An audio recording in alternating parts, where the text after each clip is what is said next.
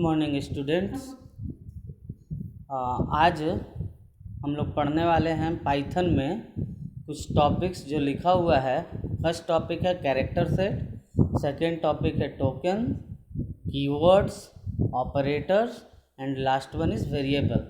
आप लोग का S7 एग्ज़ाम होने वाला है सितंबर में, तो इस बार जो हम सोच रहे हैं कि सिलेबस आप लोग का जल्दी जल्दी ख़त्म कर दे, इसलिए कुछ इम्पॉर्टेंट टॉपिक्स ही बता रहे हैं। इस चैप्टर का सारा क्वेश्चन आंसर भेजा हुआ है, लेकिन पाइथन ऐसा चैप्टर है कि अगर प्रोग्रामिंग करना है पाइथन में तो बिना कुछ टॉपिक समझे हुए आप लोग प्रोग्रामिंग नहीं कर पाएंगे, और इसलिए हम वही टॉपिक को पढ़ा रहे हैं जो प्रोग्रामिंग में ज़रूरत होगा।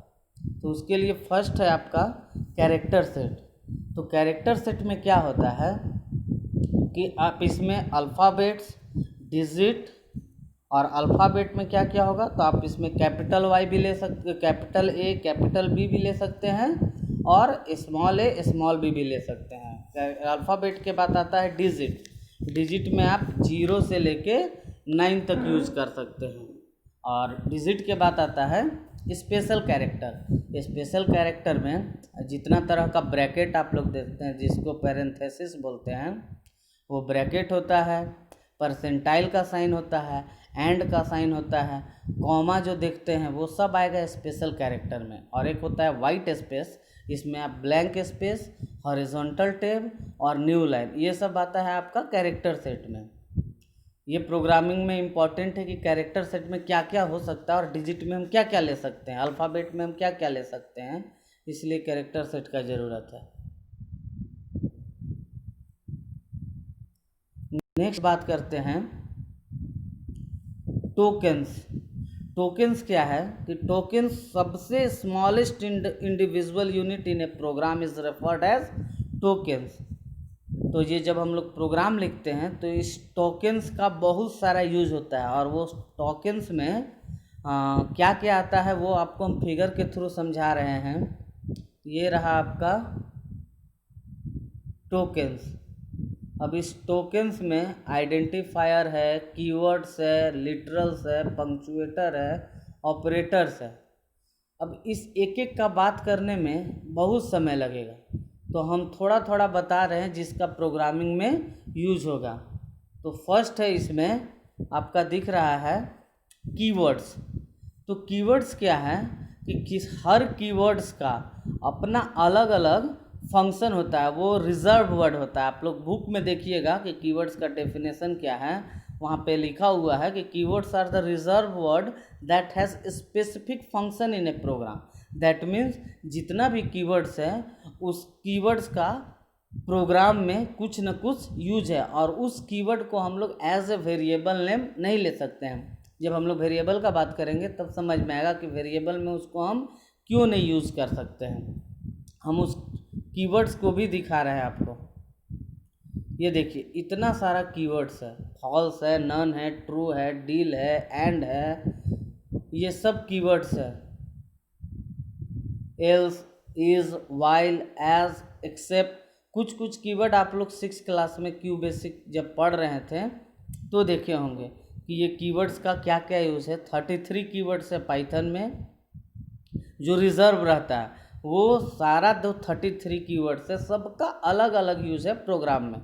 नेक्स्ट बात करते हैं हम लोग, यहाँ पे जो टॉपिक है उसके अनुसार नेक्स्ट बात करते हैं कीवर्ड्स हो गया, टोकन्स हो गया, ऑपरेटर्स का। और इसी कीवर्ड्स में एक टॉपिक और है आइडेंटिफायर। तो आइडेंटिफायर को जस्ट लाइक अभी हम लोग समझते हैं कि ये वेरिएबल है। अब इस वेरिएबल में हम लोग क्या क्या करते हैं वो बात करते हैं, लेकिन पहले उससे पहले ऑपरेटर्स कोई भी काम करते हैं हम लोग, जैसे मैथ्स में अगर हम लोग को ऐड करना है तो प्लस ऑपरेटर का ज़रूरत है, सब्ट्रैक्ट करना है तो माइनस ऑपरेटर का। इसी तरह जब हम लोग पाइथन में प्रोग्रामिंग लैंग्वेज लिखते हैं तो हम लोग को ऑपरेटर्स का ज़रूरत पड़ता है। तो कुछ ऑपरेटर्स के बारे में यहाँ पे दिया हुआ है, जैसे अर्थमेटिक ऑपरेटर है, रिलेशनल ऑपरेटर है, लॉजिकल ऑपरेटर है। आज जो हम लोग बात करने वाले हैं वो अर्थमेटिक ऑपरेटर का और रिलेशनल ऑपरेटर का। ये यहाँ पे हम दिखा रहे हैं आप लोग को, ये रहा नेम ऑफ द ऑपरेटर है, उसका पर्पस है और उसका एग्जाम्पल है। ये बहुत इजी है, आप लोग पहले भी किए हैं, इसलिए इसको करने में आप लोग को ज़्यादा दिक्कत नहीं होगा। जैसे फर्स्ट ऑपरेटर है प्लस का, जिसको हम लोग बोलते हैं एडिशन। अगर हम लोग कोई दो ठो ऑपरेंड लेते हैं ए एंड बी, तो उसके बीच का ऑपरेटर प्लस है।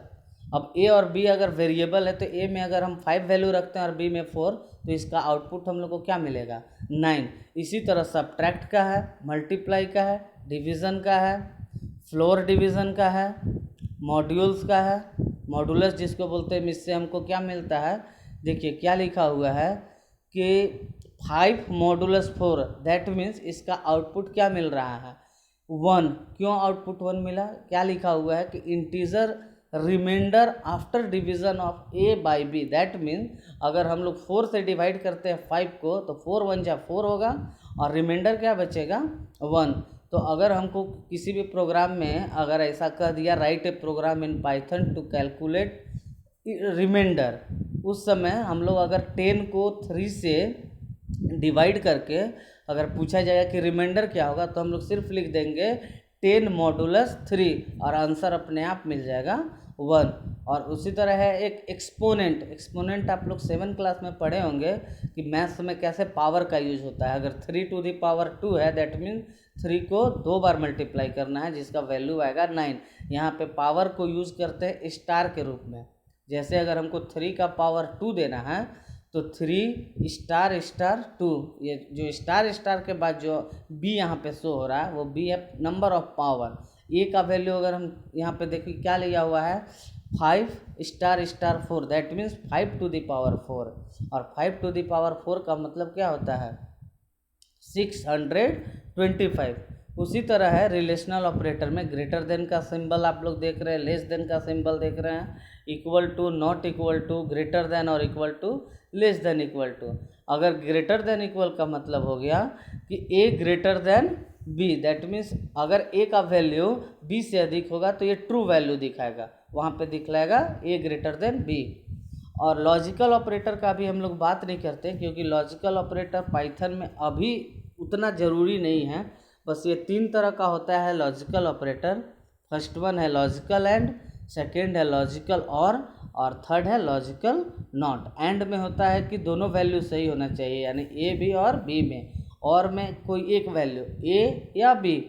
और लॉजिकल नॉट में होता है कि इसमें एक ही वैल्यू दिखाते हैं जो ट्रू नहीं रहता। अगर ये नॉट ए हो गया तो वो ट्रू वैल्यू नहीं रहेगा। नेक्स्ट जो टॉपिक है वो है मेरा वेरिएबल, और वो सबसे इम्पॉर्टेंट टॉपिक्स है वेरिएबल। वेरिएबल के बारे में क्या बोल रहा है कि वेरिएबल आर द डेटा और value which can change during the execution of program. That means जब हम लोग वेरिएबल लेते हैं, हर प्रोग्राम में हमको वेरिएबल लेना होगा। वेरिएबल 6 क्लास में भी हम लोग पढ़े हैं कि वेरिएबल और कांस्टेंट क्या है। वहाँ पे भी वेरिएबल और कांस्टेंट में जो था वही चीज़ यहाँ भी है। जो कांस्टेंट है वो कभी नहीं चेंज होता है और वेरिएबल हमेशा चेंज होता है। जैसे अगर हम ले लिए पेरीमीटर इज इक्वल टू क्या होता है, 2 इंटू एल प्लस बी। तो अगर एल का वैल्यू एक यूज़र कुछ और रखना चाहता है और दूसरा यूज़र कुछ और, तो वो एल और बी का वैल्यू पे डिपेंड करता है कि उसका पेरीमीटर क्या आएगा। लेकिन वो जो 2 इंटू एल प्लस बी है, दैट मीन्स उस जो भी एल और बी का वैल्यू होगा उसको वो 2 से मल्टीप्लाई करेगा ही। तो यहाँ पे perimeter is equal to 2 into l plus b में 2 क्या हो गया, कांस्टेंट हो गया, और एल और बी क्या हो गया, वेरिएबल हो गया, क्योंकि एल और बी का वैल्यू प्रोग्राम लिखते वक्त चेंज करेगा। दैट मीन्स हम अगर प्रोग्राम बनाएं, write a program in Python to calculate perimeter of rectangle, तो वहाँ पे अगर हम प्रोग्राम लिखते हैं और जब प्रोग्राम को एग्जीक्यूट कराने का टाइम आता है, तो वो जब लेंथ का वैल्यू में आएगा तो हम सपोज दे दिए 5 और ब्रेथ का वैल्यू दे दिए 2। लेकिन जो सेकेंड यूज़र रहेगा वो एल का वैल्यू कुछ और दिया और बी का वैल्यू कुछ और, तो उसके अनुसार वो अलग आउटपुट आएगा, मेरे अनुसार वो अलग आउटपुट आएगा। लेकिन जो भी आउटपुट आएगा उसमें 2 से तो मल्टीप्लाई रहेगा, इसलिए यहाँ पे बोला जाता है कि 2 is the constant, l and b is the variable. और वेरिएबल डिफाइन करने समय बहुत सारा रूल है, वो रूल को अगर यूज़ नहीं करेंगे तो मेरा प्रोग्राम में एरर आ जाएगा। जैसे कहता है कि वेरिएबल का नाम जब भी होगा तो कॉम्बिनेशन ऑफ अल्फ़ाबेट, डिजिट और underscore. Generally first character in the variable name is alphabet. जैसे अगर हमको दो नंबर को ऐड करना है तो हम वेरिएबल का नाम ले लिए सम, यानी जो हम दो वैल्यू को ऐड करने के बाद जो आंसर आएगा वो हम सम में रखेंगे। सपोज कीजिए कि हमको ए और बी में ए और बी को ऐड करना है और उसका वैल्यू सम में रखना है, तो सम ए और बी ये तीन वेरिएबल हो गया। इसमें ए भी वेरिएबल का नाम है, बी भी वेरिएबल का नाम है और सम भी वेरिएबल का नाम है। और वेरिएबल भी दो तरह का होता है, न्यूमरिक वेरिएबल, स्ट्रिंग वेरिएबल। तो न्यूमरिक वेरिएबल में क्या होता है कि हम वहाँ पे न्यूमरिक डाटा ही रख सकते हैं। जैसे ए में हम 5 रखते हैं और बी में 4 रखते हैं, तो ए प्लस बी जब करेंगे तो 5 + 4 हो जाएगा और उसका 5 + 4 दैट मीन्स 9। वो जो 9 का आंसर है, 9 जो आंसर है वो स्टोर होगा कहाँ पे, तो हम सम लिए हैं एक वेरिएबल, वो सम में स्टोर होगा। तो और वेरिएबल लेने से में हम क्या कर सकते हैं कि यहाँ पे कॉम्बिनेशन भी लगा सकते हैं अल्फ़ाबेट डिजिट का, और नहीं तो केवल हम अल्फ़ाबेट का यूज करेंगे। वेरिएबल लेने समय ब्लैंक स्पेस यूज नहीं कर सकते हैं। Variable names are case sensitive, that means अगर आप वेरिएबल का नाम लिखे हैं स्मॉल SUM, तो अगर आप जब ये प्रोसेस लिखने समय SUM के बदले आप कैपिटल SUM ले लीजिएगा तो वो प्रोग्राम में एरर आ जाएगा, काहे कि ये केस सेंसिटिव है। केस सेंसिटिव का मतलब भी होता है upper case and lower case में डिफरेंस।